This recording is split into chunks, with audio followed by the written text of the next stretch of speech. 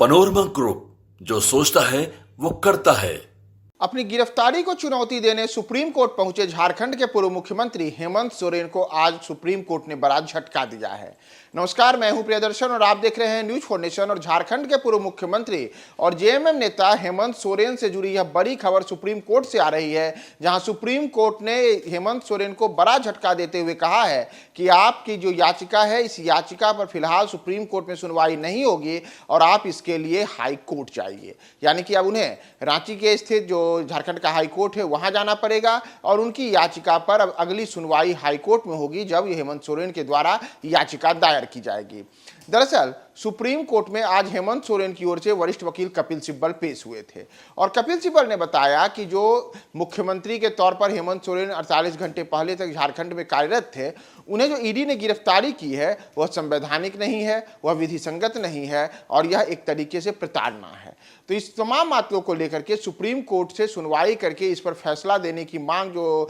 याचिका में हेमंत सोरेन की द्वारा की गई थी, उस पर सुप्रीम कोर्ट ने काफी तल्ख टिप्पणी की है। सुप्रीम कोर्ट ने स्पष्ट रूप से कहा है कि अदालतें कोई भी हो, चाहे निचली अदालत हो, हाई कोर्ट हो या फिर सुप्रीम कोर्ट हो, वह सब जो अलग अलग विधायी पीठ हैं उसके अलग अलग प्रारूप हैं। तो आप नियमतः हाई कोर्ट जाइए, हाई कोर्ट में अपनी याचिका दायर कीजिए और हाई कोर्ट अब इस मामले में क्या कहता है उसके बाद आगे देखा जाएगा। यानी कि सुप्रीम कोर्ट ने पूरी तरह से जो हेमंत सोरेन को लेकर के वहां पर वरिष्ठ वकील कपिल सिब्बल उनकी याचिका पर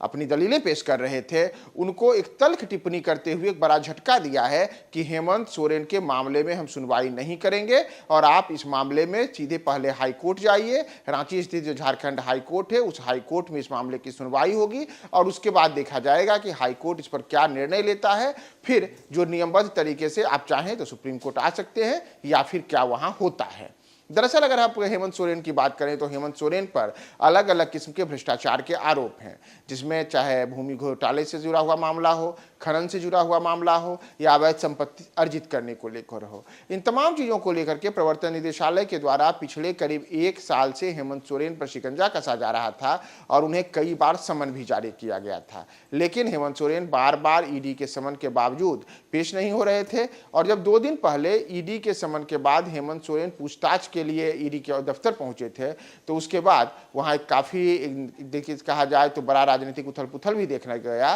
कि जब ये हेमंत सोरेन को यह करीब करीब ज्ञात हो गया कि उनकी गिरफ्तारी होनी तय है, तो उन्होंने बुधवार देर शाम अपना इस्तीफा दे दिया। अब उनकी जगह चंपई सोरेन को झारखंड के मुख्यमंत्री बनाने की बातें चल रही हैं और इन सब के बीच उन्हें एक दिन पहले यानी कि गुरुवार को रांची स्थित पीएमएलए कोर्ट में पेश किया गया था, जहां कोर्ट ने इस मामले में सुनवाई करते हुए उनकी जो न्यायिक हिरासत की अवधि है उसे 1 दिन के लिए बढ़ा दिया था। यानी कि बुधवार रात के बाद शुक्रवार की रात भी उन्हें जेल में बितानी पड़ी और रांची के होटवार जेल में बुधवार की रात हेमंत सोरेन की बीती। इन सब के बीच हेमंत सोरेन ने अपनी गिरफ्तारी को अदालत में चुनौती देते हुए सीधे शीर्ष न्यायालय का रुख किया था, लेकिन अब सुप्रीम कोर्ट ने इस मामले में हेमंत सोरेन को बड़ा झटका दिया है और अब इस मामले की सुनवाई रांची स्थित झारखंड के हाई कोर्ट में हो सकती है। तो आगे इस पूरे मामले में क्या अपडेट आता है और आज जो पीएमएलए कोर्ट में एक बार होगी, उसके बाद पीएमएलए कोर्ट का क्या इस पर रुख रहता है, हम आपको तमाम अपडेट्स बताएंगे। आप हमारे साथ बने रहें न्यूज फॉर नेशन पे।